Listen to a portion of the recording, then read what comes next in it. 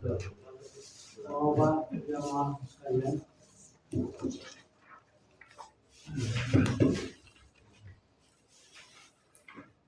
saya lagi assalamualaikum warahmatullahi wabarakatuh. Waalaikumsalam warahmatullahi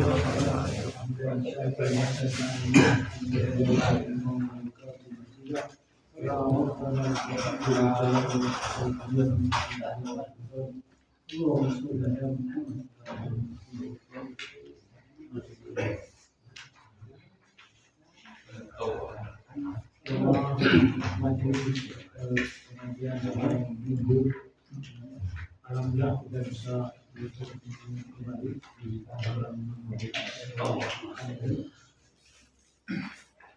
dalam yang kita sama-sama masih kita hari ini. Alhamdulillah kita hadir bersama kita untuk memberikan penjelasan malam hari ini khusus topiknya begitu saja tentang namanya hewan kurban gitu ya, atau ibadah berkurban. Saya jelas kita langsung saja masuk ke dalam pembahasan tentang hadis-hadis yang berkenaan dengan berkurban. Kita buka dengan membaca surat Al-Fatihah.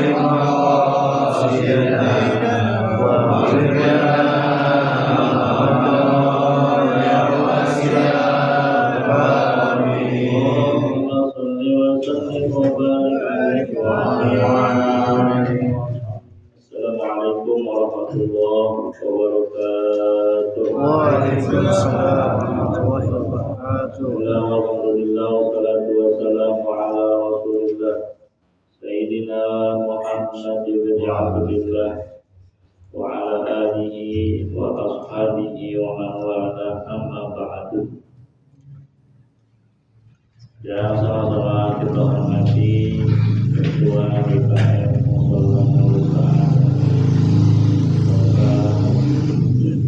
akan jadi beserta sama-sama kita hormati Bapak Ketua RT Bapak Haryono serta stafnya, Amanda, Ustaz, Saudara Arifin, hadirin para bapak jemaah majelis taklim malam minggu. Assalamualaikum warahmatullahi. Mudah-mudahan kita semuanya kumpul di tempat ini akan selalu mendapatkan ridho dari Allah Subhanahu wa Ta'ala, dan mendapatkan cintanya baginda Nabi Muhammad sallallahu alaihi wasallam. Bapak-bapak yang saya hormati, malam hari ini kajian kita bertentang fikih dasar tentang berkaitan tentang kurban. Jadi kurban ini memang suatu syariat dari syariat agama kita yang sumbernya itu berasal dari riwayat penyembelihan, pemotongan atau penyembelihan Nabiullah Ibrahim kepada Nabi Ismail, yang kemudian Allah berikan Nabiullah Ismail diganti dengan seekor domba. Dan ini yang menjadi rujukan dasar hukum penyembelihan hewan kurban. Di dalam syariat baginda Nabi besar Muhammad SAW bahwa ibadah kurban ini adalah ibadah yang paling afdal, paling mulia yang dilakukan oleh seorang muslim atau mukmin pada hari Ahad. Hari Ahad itu tanggal 10, 11, 12, 13 Hijriah. Dalam sebuah hadis dikatakan ma'amila min amalin min bani Adam ahabbu ilallah fi yawmin nahar min ihraqid. Tidaklah ada satu amalan yang paling dicintai Allah Subhanahu wa taala yang dilakukan oleh Bani Adam, oleh manusia di hari nahar itu kecuali ihraqid, menumpahkan darah. Maksudnya menumpahkan darah itu berkurban. Bahkan Rasulullah mengancam kalau ada seorang muslim, seorang mukmin yang diberikan luasan rezeki tetapi dia kemudian tidak berkorban, maka diancam, dilarang oleh Rasulullah untuk mendekati tempat sholat kami. Maka lalu sa'atun kala yukroban falam yutohi kala yukroban nama sholat. Siapa orang yang diberikan kemampuan untuk berkorban kemudian dia tidak berkorban, maka kata Nabi, jangan deketin tempat sholat kami. Jadi sholat aja kagak, deketin aja nggak boleh, apalagi sholat diusir sama kami. Nah, ini memang merupakan ibadah yang ada kaitannya dengan hablum minan nas dan juga hablum minallah. Hablum minan nasnya berbagi nanti bersama kaum muslimin dan mukminin. Nanti hablum minallahnya hubungan ibadah seorang hamba kepada Allah Subhanahu wa taala. Lalu apa itu kurban? Ini saya sengaja bikin ringkasan ini sedikit. Saya ambil dasarnya dari kitab Riyadhul Ghaliyah, tapi saya nggak bawa kitabnya. Ini sudah saya ringkas. Anggaran tambahan kedua itu.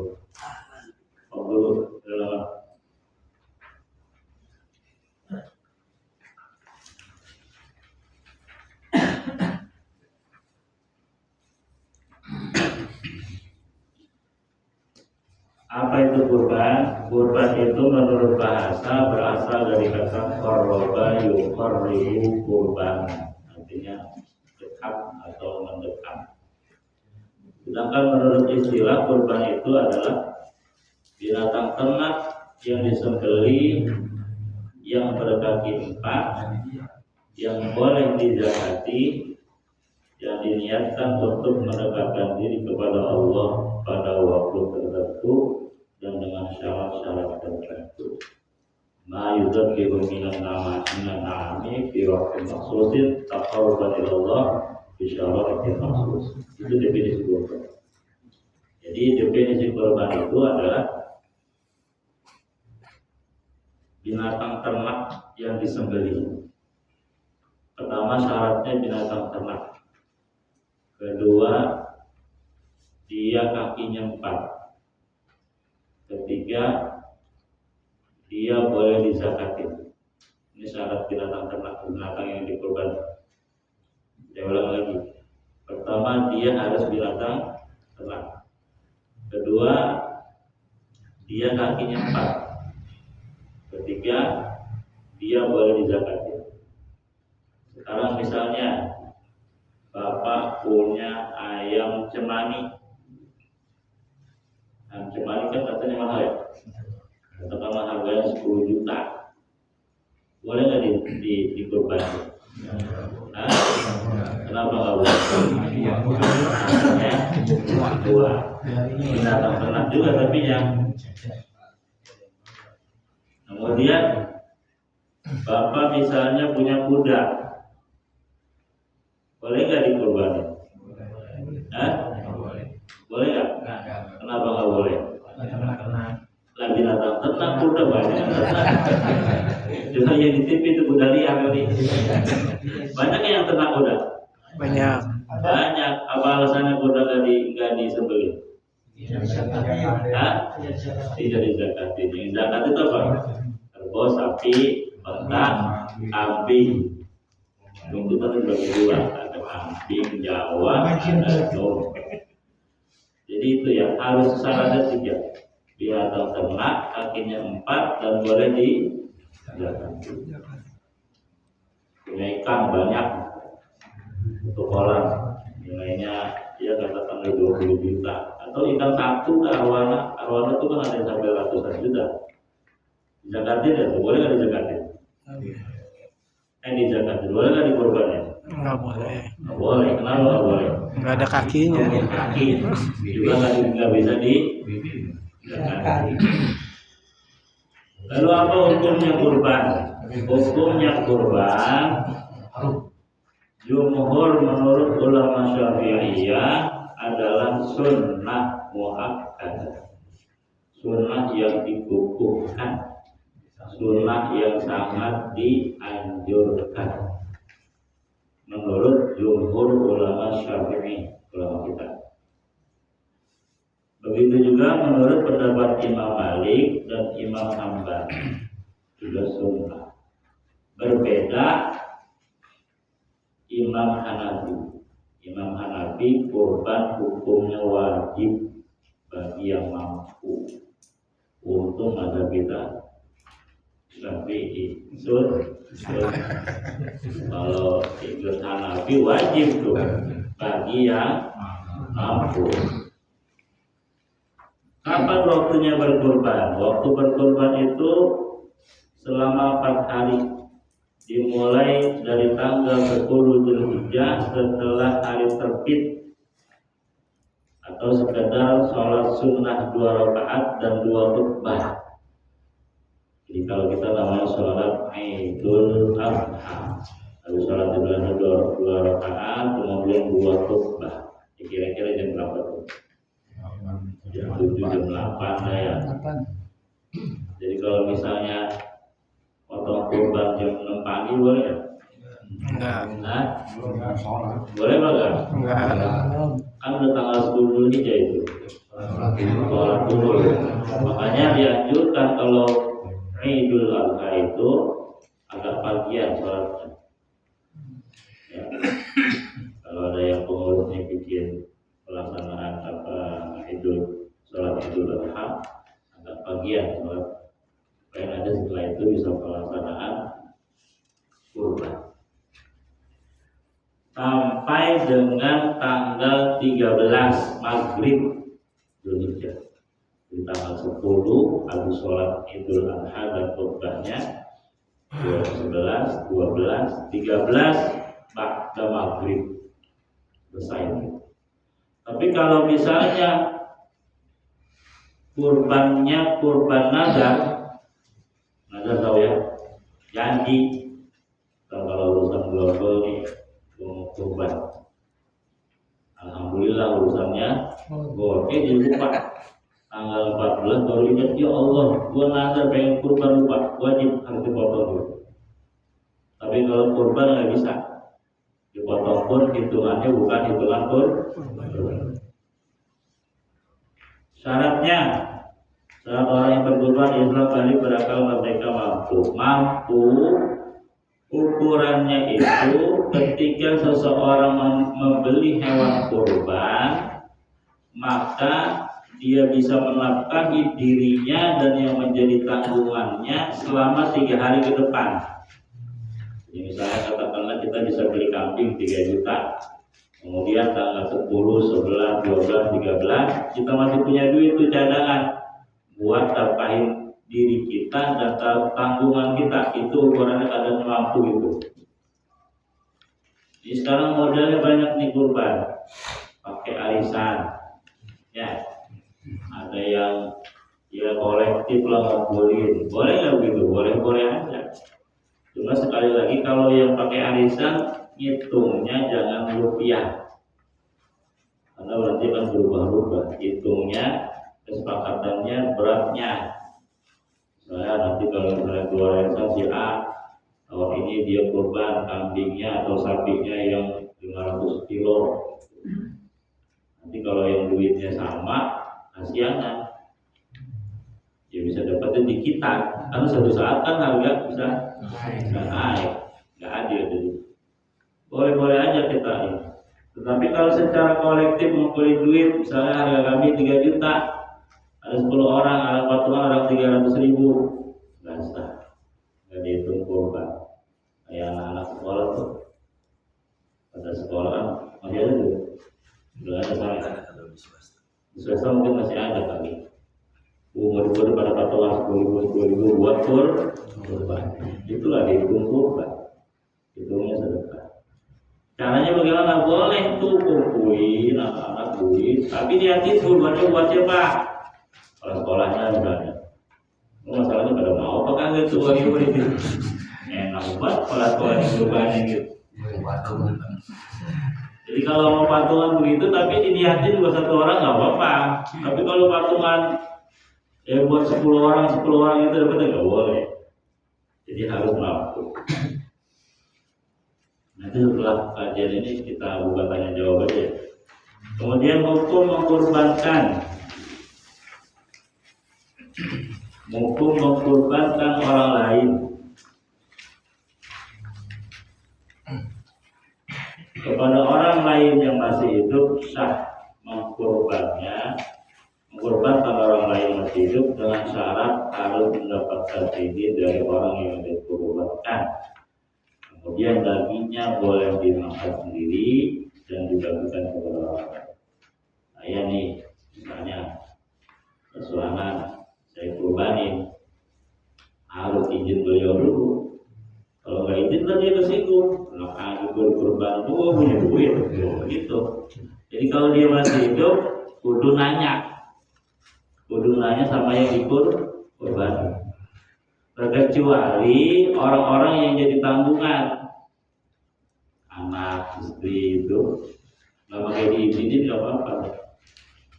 Atau misalnya kita punya guru kita hormati, tapi kalau sama orang lain yang masih hidup ya teman atau kerabat tetangga yang masih hidup kita harus izin dulu sama orang itu. Yang kedua kepada orang yang udah mati boleh enggak? Ini dibagi jadi 2. Apabila orang tersebut memberikan wasiat maka diperbolehkan kurbannya. Kemudian dagingnya boleh dimakan sendiri dan diperbolehkan untuk diberikan kepada orang lain kalau ada wasiat. Misalnya kalau bapak mati lu korbanin gua ya, kalau ngomong itu mati langsung babanya tuh. Itu wasiat jatuhnya tuh kan, mati langsung babanya. Maka nanti si anak berkewajiban tuh korbanin. Nah kayak gini dagingnya boleh dimakan sendiri dan dibagikan orang lain sama dengan kayak yang tadi itu. Tapi kalau di sini ada keterangan kalau nggak ada wasiat sah nggak? Sah juga. Tapi dagingnya nggak boleh dimakan sendiri. Harus seluruhnya dibagikan kepada orang lain. Kenapa kayak gitu? Karena sulitnya minta izin. Coba tanya ke kuburan sama udah mati. Ini gue korbanin tuh nih, dagingnya boleh gue bagiin orang lain. Ya, kalau dia nyaut, Kabur. jadi kalau sama orang mati kita niat nih misalnya siapa ya? Ya orang tua lah atau saudara yang udah meninggal, itu kita niatin pahala kurbannya buat dia. Boleh. Pahala kurban. Yang nggak boleh itu kurban orang yang mati. Karena kurban untuk orang yang hidup. Saya misalnya mau kurbanin kalau saya ada kakek misalnya, sah boleh. Saya yang berkurban, tapi pahalanya untuk yang meninggal. Tapi kalau yang kurban ada sama yang mati, nggak boleh. Nah yang begitu tuh kalau misalnya orang udah mati itu dagingnya kalau nggak ada wasiat nggak boleh dimakan, harus bagi semuanya, termasuk daging kurban nazar. Yang janji tadi itu urusan ekor di kurban dagingnya nggak boleh dimakan, dan harus bagi semua orang. Bedanya daging kurban dengan daging akikah, kalau daging kurban wajib hukumnya dibagikan mentah, nggak sah dibagikan mentah. Jadi banyak kejadian panitia kurban udah habis beli kurban kemudian dimasak buat panitia kurban, batal ke kurban. Ya banyak kejadian itu begitu. Boleh nggak begitu? Boleh aja, pakai cara bagi dulu ke panitia.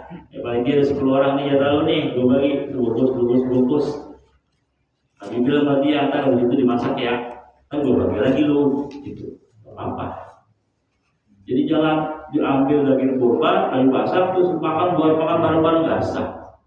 Ada makan. Beda kalau daging akikah sunnah mentah dan dicacat, dipotong. Kalau boleh gede-gede sunahnya dicacat. Tulang tuh dipotong tuh kan ada yang dibelah begini. Kalau yang daging akikah itu dibelah begini. Sunahnya manis. Makanya kadang-kadang agak manis-manis itu kayak gulai ada manisnya atau semur. Gitu ya. Kemudian hewan yang boleh dikurbankan, ini tadi saya jelaskan itu.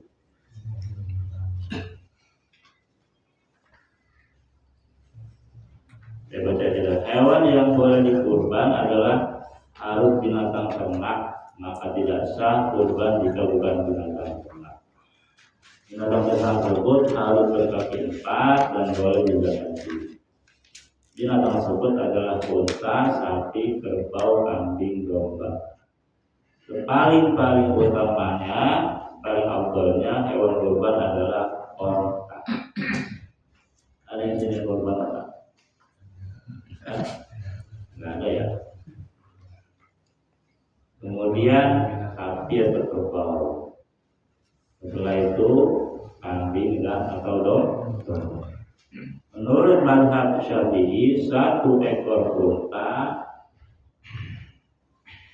kerbau atau sapi maksimal untuk 7 orang, dan 1 ekor kambing atau domba untuk 1 orang. Ini ada khilaf di dalam mazhab Maliki dan Hambali. 1 ekor kambing boleh untuk 1 keluarga. Maliki dan Hambali. Sampai ada tulang tuh yang nggak usah diceritakan. Bahwa katanya orang Indonesia Islamnya betul segala macam.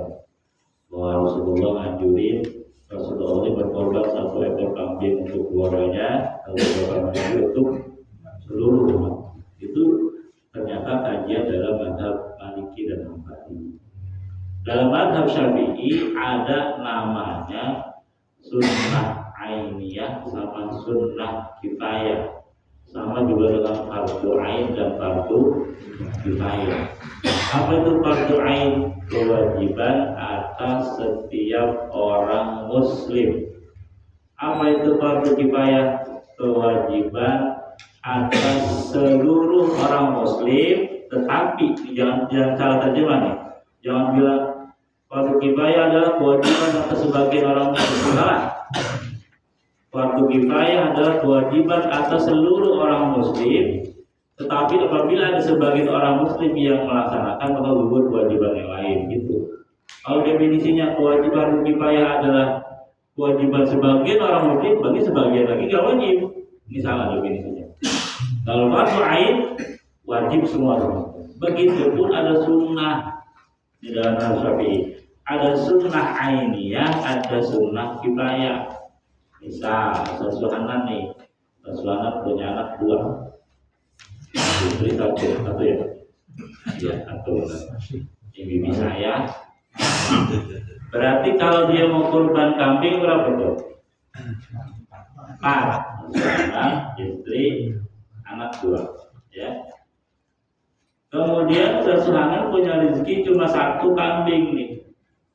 Maka Ustaz Suhanan ini mendapatkan sunnah kifayah dari yang lain nih, yang lain ini udah nggak dapat sunnah kifayah lagi.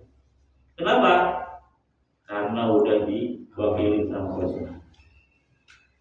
Tapi kalau misalnya mampu semuanya nih, Rasulullah punya rezeki 4 ekor kambing, di satu-satu dapat sunnah ainiyah, dapat satu-satu. Paham gitu ya? Jadi kalau ada yang berkata, kata Rasulullah bisa begitu, itu kajian Imam Malik, Imam Hambali. Kita kajian Imam Syafi'i. Jadi jangan yang umpamanya salah, ya kalau kita mau ikut ke kajian Imam mereka. Tapi dari Imam Syafi'i tetap 1 ekor kambing untuk 1 orang, sapi, kerbau, unta untuk 7 orang. Kemudian umur hewan yang boleh dikurban, hati-hati, banyak salah orang itu. Satu, perhatikan coba. Unta setelah berumur 5 tahun ke atas, sapi, kerbau setelah 2 tahun ke atas, kambing Jawa setelah 2 tahun ke atas, domba setelah tahun ke atas, atau 6 bulan sudah kupang. Kalau unta, kambing, unta, sapi, kerbau nggak jadi banyak masalah. Rata-rata insya Allah cukup. Ini kadang-kadang di kambing kan ada 2 nih. Ada kambing Jawa, ada domba. Kambing Jawa atau kambing Betawi juga? Dia ada Betawi, kambing Jawa, Betawi berarti ya. Ada domba. Jadi bedanya begini dah. Ini supaya bedain. Jangan nanti ada orang Kalimantan, kambing Kalimantan ini gitu. Bedainnya ada kambing yang bulunya tebal sama yang bulunya tipis. Ya, di kita yang bulunya tipis disebut apa? Kambing apa? Kambing Jawa. Kalau yang bulunya tebal disebut domba. Ini hati-hati. Kambing Jawa umurnya itu minimal 2 tahun. Coba perhatiin Pak. Kadang-kadang jual hewan kurbannya nggak ngerti juga. Kita yang kurban juga ngerti ilmunya. Kambing masih kecil banget. Kambing kacang itu. Jadi kalau kambing kacang memang jenisnya kecil tapi umurnya tua. Saya bilang segini, udah usah. Kalau ini emang kambingnya kecil dan kayaknya belum cukup umur. Coba tanya Pak, kalau emang itu jelas kambing kacang mungkin bisa jadi 2 tahun. Tapi kalau masih kecil, ditanya nih sama pedagangnya, Bang ini berapa tahun umurnya? Oh saya nggak tahu. Jangan main asal beli aja. Asal gede aja. Enggak, mungkin mau maksain gitu ya. Pengen beli juga kurban biayanya kecil. Sekarang kan kambing lagi mahal. Paling murah berapa sekarang kambing? Kalau kurban 3 juta ada ya. 3 juta kecil tuh. Ada yang nawarin 2,5 juta misalnya kecilan lagi. Gue cuma 2,5 juta pengen kurban. Maksain, tapi dia nggak tahu kalau itu kambing umurnya belum 2. Dia paksain nggak dihitung kurban. Itu sederhana. Jadi kalau beli kambing tanya, Bang, kalau perlu tanya, Bang berapa tahun ini? Oh saya nggak tahu. Nggak tahu cari yang gede sekali. Kalau gede pasti umurnya lebih tua kedua berarti tidak sampai 2 tahun. Kalau kambing domba 1 tahun, 1 tahun batas umurnya. Tapi kalau 6 bulan dia udah kupak, udah tanggal di depannya tuh udah boleh. Jadi kalau bahasa kitanya manusia udah balik. Ya perempuan ini kan nanti alamatul dulu dipikir itu ada tanda dulu balik ada 3. 1, 2 air mani, kedua haid, ketiga nanti cukup umur 15 tahun. Ada orang-orang perempuan baru 9 tahun ada yang haid, maka balik. 10 tahun haid, maka balik. Sampai 15 tahun dia kagak haid, hitungannya 15 tahun sudah balik. Orang laki 9 tahun dia mimpi balik. 10 tahun dia mimpi bibit keluar ketempel lah ya balik. Sampai 15 tahun dia nggak mimpi juga tuh, maka balik dengan umur. Kambing juga sama begitu. Kambing kalau misalnya baru 6 bulan atau 7 bulan udah kupak, tapi udah balik dia. Kambing domba. Kalau domba itu kalau udah kupak berarti udah balik, udah boleh. Kemudian syarat-syarat hewan yang dikurban ini hati-hati. Yang pertama dewasa kalau sudah cukup umur. Kemudian nggak boleh buta atau picek. Ya, ada buta, ada picek. Beda kan itu kan ya? Kita berarti yang ada keduanya. Kemudian nggak boleh pincang, nggak boleh juga kurus kalau penyakit. Kurus banget. Ini kita lihat nanti kambing kita itu. Kalau kurus yang kita sedang kurus banget karena penyakit, nggak boleh. Misalnya gini, belinya mah kambing atau sapi itu di tempat pedagang masih seger, kambing itu masih sehat lah. Sampai di sekolah dikumpulin ada bocah pisang diselepet kakinya itu. Pincang nggak bisa tuh itu ya, atau matanya yang diselepet picek sebelah itu nggak bisa dibuka. Atau karena penyakit air kurus banget boleh itu jadi bukan milik waktu. Karena nanti kalau dalam keterangan Tuhan hewan kurban itu yang menjadi kendaraan kita menyebar di batas Siratal Mustaqim. Masa kambing yang kita pakai kambing pincang ya lama sampai gitu ya. Analoginya kayak gitu.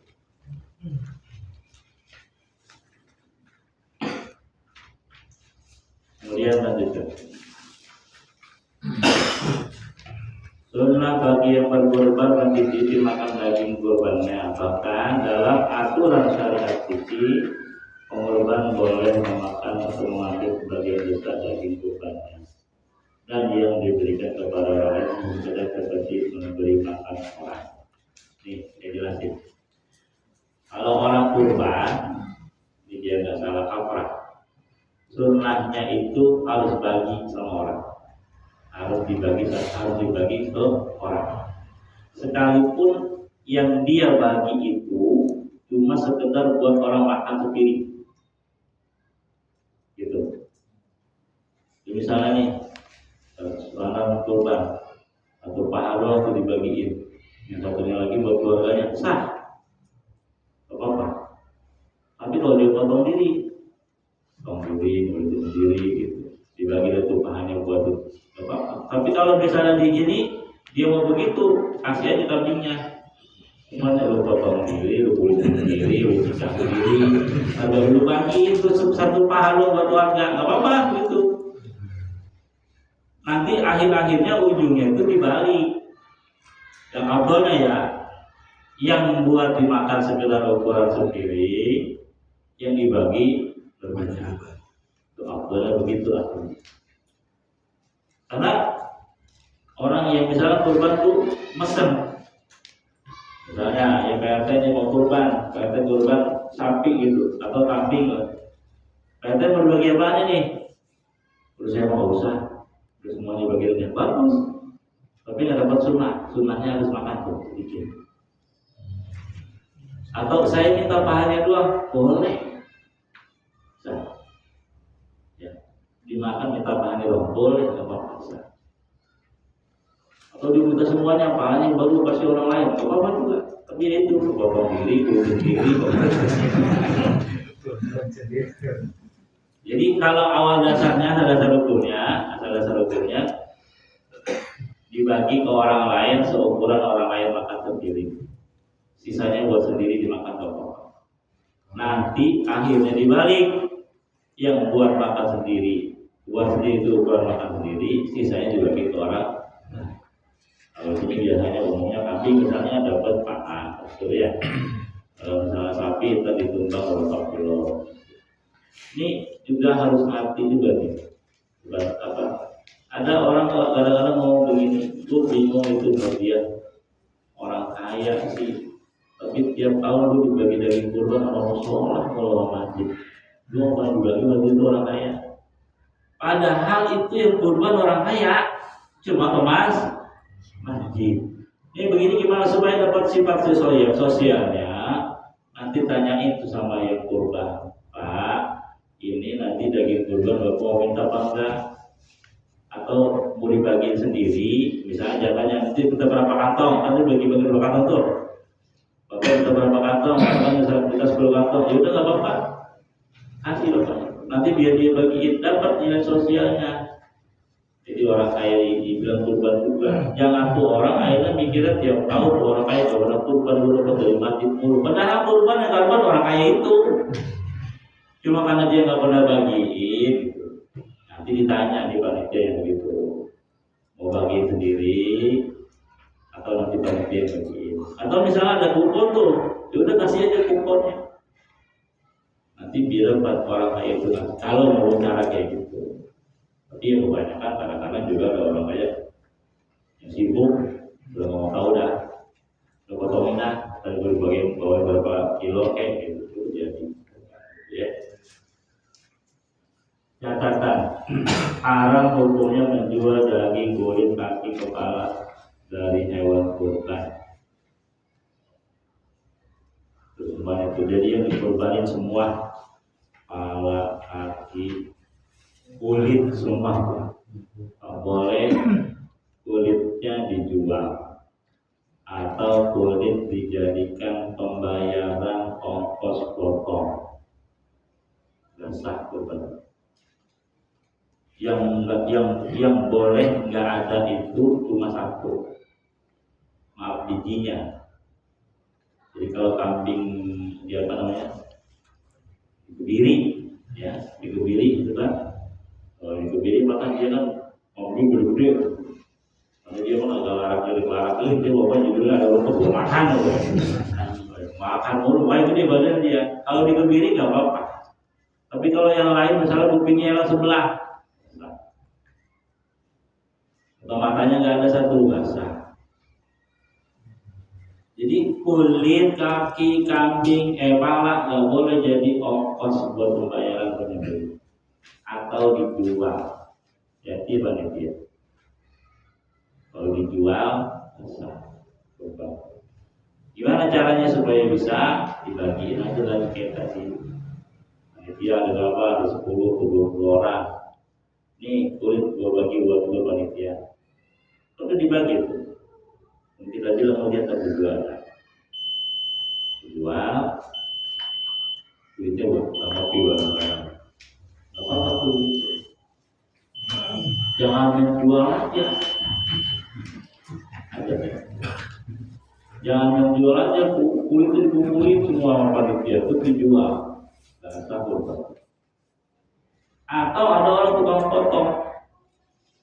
Kalau dulu budaya itu dapat leher ya daging leher. Kalau itu dijadikan sebagai ongkos bayaran potong nggak sah. Jadi makanya kalau ada panitia kurban, terus ada orang yang kurban, dia ngerti yang kurban juga. Kadang-kadang ngomong dia, panitia yang sebat makin minta duit, yang bodoh kasih kambing malah sebaliknya minta duit. Ya kalau dulu kita bilang itu besok lo potong diri, lo bagi-bagiin diri. Kasih tuh ongkosnya. Kambing berapa? 200.000 misalnya. Tapi misalnya berapa? 200.000. Kasih ongkosnya. Buat yang motong, entar urusan mau ngasih kaki, mau ngasih pala, mau ngasih kulit, buat yang motong, gak apa-apa. Asal jangan dijadikan sebagai ongkos potong. Gak usah beban itu. Paham ini ya? Ya. Nah, terakhir catatan nih, bahwa hewan yang dikurbankan tidak harus kambing, sapi, laki-laki, perempuan juga boleh. Ini tapi pinternya hikmahnya ulama dianjurkan kambing laki-laki. Kenapa? Karena khawatir kalau misalnya prioritasnya kambing perempuan, habis tuh. Iya, udah lagi. Ya udah yang dipotong yang laki-laki. Yang perempuan enggak. Tapi sekalipun misalnya mau kurban pakai kambing perempuan, tetap sah. Gitu. Ada dulu ya. Ini udah lanjut apa udah kan? Jadi gini. Ini dulu lah. Azan, kita dengerin azan, terus kita baca doa, kita lanjutkan kajian. Habis itu 15 atau 20 menit baru bawa kita sholat. Yang ada dulu. Jadi Imam Ghazali pernah suatu saat kayak gini, lagi majelis gitu, tiba-tiba datang waktu sholat, berhenti, kemudian ada azan kayak tadi, saya azan, terus ngaji lagi. Ada salah satu orang muridnya yang komplain, Tuan Guru, bukankah sholat di awal waktu ini adalah perintah yang terbaik, sholat yang terbaik, Abdul sholat di awal waktunya? Kata Imam Ghazali, ente tahu dari mana? Dari ilmu. Dari mana ilmu adanya? Dari majlis. Maka duduk di majelis ilmu juga salah satu bagian daripada Abdul ibadah. Itu nanti dalam bagian fikih ada namanya waktu afdal sholat, ada waktu ikhtiar sholat, ada waktu jawab sholat. Nah, nanti insya Allah pada kajian fikih ketemu jawabannya kenapa saya lakukan. Insya Allah nggak keluar dari syariat. Baik, lanjutnya. Ada yang mau tanya? Sampai di sini, bukan tanya jawab aja. Silakan. Ketua panitia yang Boleh, ada yang bilang nggak apa, ada yang bilang nggak boleh itu. Itu jadi saya pernah tanya sama saya punya guru, kan dilarang. Dilarangnya pun itu bukan jatuh kepada hukum haram, tapi hanya sekedar makruh. Dan makruh pun itu kalau diikhtiari. Diikhtiari apa? Jadi maksudnya tak aja aku ngomongnya tanggal 1, setelah tanggal 1 itu pun jatuhnya bukan haram, cuma makruh. Tapi kalau misalnya nggak diikhtiari, lupa kita potong buku, kebetulan pas tanggal 2 atau 3 Zulhijjah buku panjang kita mau potong, nggak jatuh makruh. Itu saya dapat penjelasan dari saya punya guru kayak gitu. Gitu, Pak. Ada lagi? Yang salah satu korban itu kan ada mampu saja. Ya. Ini kan ada suami istri misalnya yang lebih mampu adalah perempuannya, artinya dia pun punya ini ya untuk sunnah waktu untuk berkorban juga ya. Kan karena sebagai laki-laki yang harus berkorban untuk istrinya itu enggak. Jadi kalau dalam keluarga itu tetap yang bertanggung jawab itu kan seorang suami. Kayak saya pernah jelaskan masalah zakat. Zakat itu yang wajib ngasih zakat itu suami. Istri mau zakat pakai duit sah, mungkin dia nggak sah. Karena emang yang berkewajiban suami. Tinggal nanti kebijaksanaan bagaimana seorang istri. Ya udah kasih aja ke suami, kan kadang-kadang ada istilah duit suami, duit istri, Itu suami. gitu tuh. Nah, ini kalau istrinya bijak, bukan istrinya yang punya penghasilan dan punya duit, lagi nggak punya duit, kasih aja ke suaminya. Itu menerapkan hukum ya. Karena sebagai rois kepala keluarga ya itu suami. Udah, sekarang misalnya si istri yang punya duit untuk kurban, udah aja kasih suaminya. Udah kurban bapak yang kurban, pakai duit saya kasih ke papa misalnya ke ayah. Gitu. Ya mesti bijak juga istri.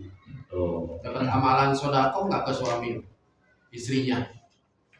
Kalau saya bilang begini, apa yang dilakukan seorang istri kepada suami yang kayak gitu aja tuh, itu nggak ada bandingannya Pak.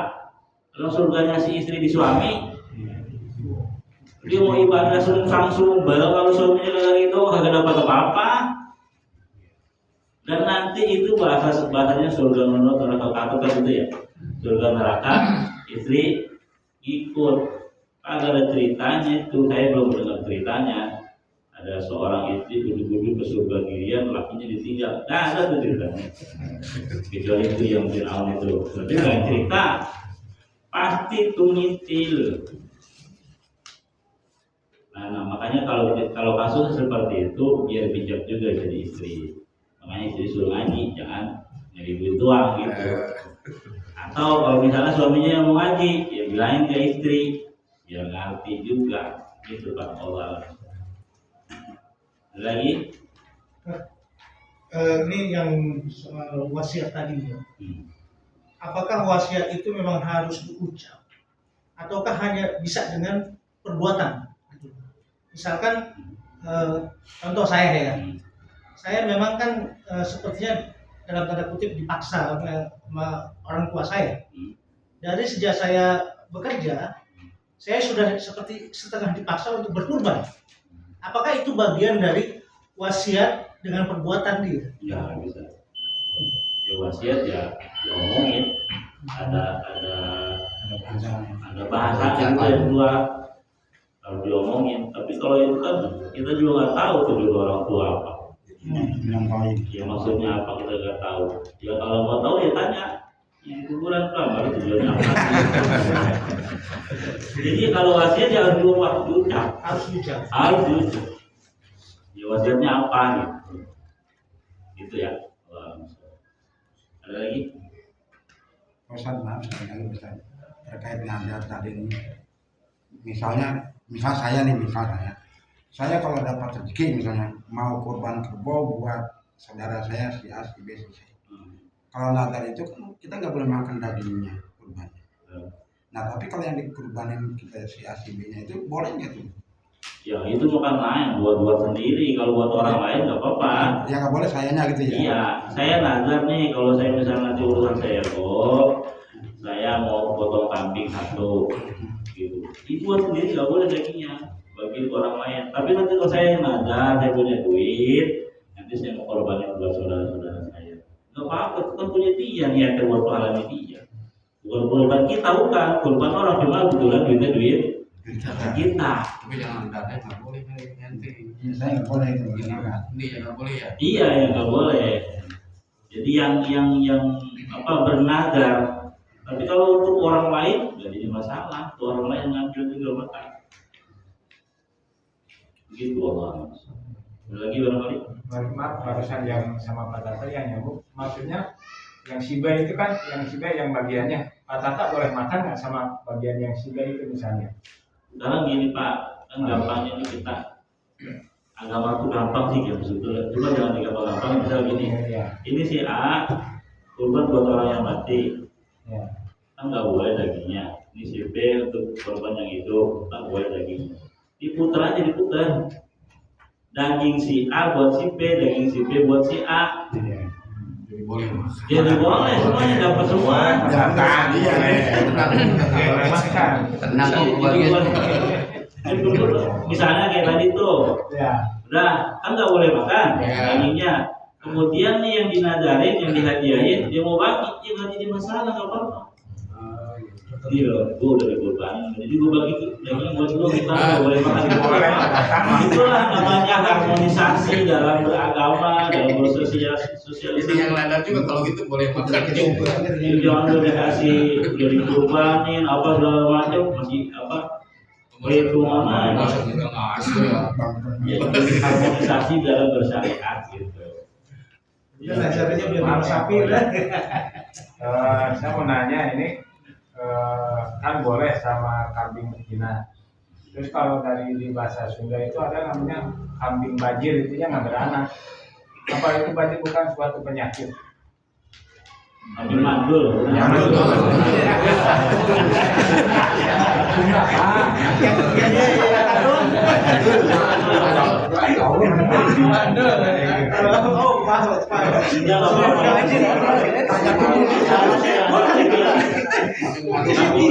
nggak bisa kambing ini ya.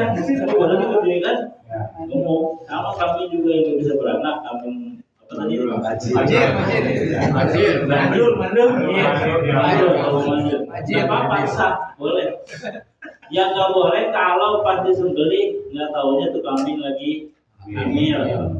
Nggak sah tuh. Jadi harus tahu dulu tuh kalau menyembelih hewan kambing yang perempuan seperti itu. Terima kasih kalau nggak anak nggak sah tuh. Gitu ya. Kambing itu sama apa itu kambing itu? Bajir. Oh bajir. Kambing beranak, mandul. Ada lagi? Belum. Ya. Sepertinya yang di korban sini ada yang atas nama almarhum ya, bukan atas nama almarhum siapa gitu ya. Nanti itu harus dirubah atau itu di Jadi begini Pak, misalnya ini kayak kemarin, nah, saya kurban, yang motong juga mesti ngerti juga. Saya kurban tapi pahalanya untuk orang tua saya misalnya. Ini yang motong mesti ngerti, misalnya ketika dia motong, saya motong kurban buat saya Muhammad Khalili, yang pahalanya buat si buat disebut tuh. Jangan yang pas motong, misalnya saya motong buat yang mati, udah mati kakek saya. Ini saya kurban buat kakek saya di sawan, nggak sah tuh. Jadi sebut dulu yang siapa yang kurbaninnya duit saya misalnya buat kakek saya dikurban dari Muhammad Khalili untuk pahalanya untuk kakeknya, begitu. Tapi kalau misalnya kurban untuk yang mati disebut namanya nggak sah tuh kurban. Karena kurban buat orang yang itu. Nah nanti ini pelajaran nih panitia kurban. Kalau yang pakai baik itu kasusnya gitu, baik itu yang dihadiahin pahalanya udah mati atau udah masih hidup, tanya tuh, di siapa yang korbanin, si A, pahalanya buat siapa, si B, itu udah jelas tuh. Alhamdulillah tuh kemarin di MTS ini yang potong Bang Isra, Ustaz Isra, dia orang Juleha, arti dia pas kita mau nyebeli, nama saya disebut nama orang tua saya juga, pahalanya untuk orang tua saya, gitu. Jadi intinya kurban itu bagi orang yang hidup. Ya, korban buat orang yang hidup. Pahalanya untuk yang Pahalanya almarhum buat atau yang almarhum boleh. Buat yang masih hidup juga boleh. Gitu. Satu lagi kali, habis itu kita sholat isya. Satu lagi Pak. Iya. Ya kemarin ya. Apa benar apa enggak belalang itu boleh dikurbankan? Kita di syaratnya tuh. Ya saya nanya itu, Iya. benar apa salah? Yang pertama syarat kurban hewan kurban itu binatang ternak, kakinya empat, dari belakang. Ya iya binatang ternak.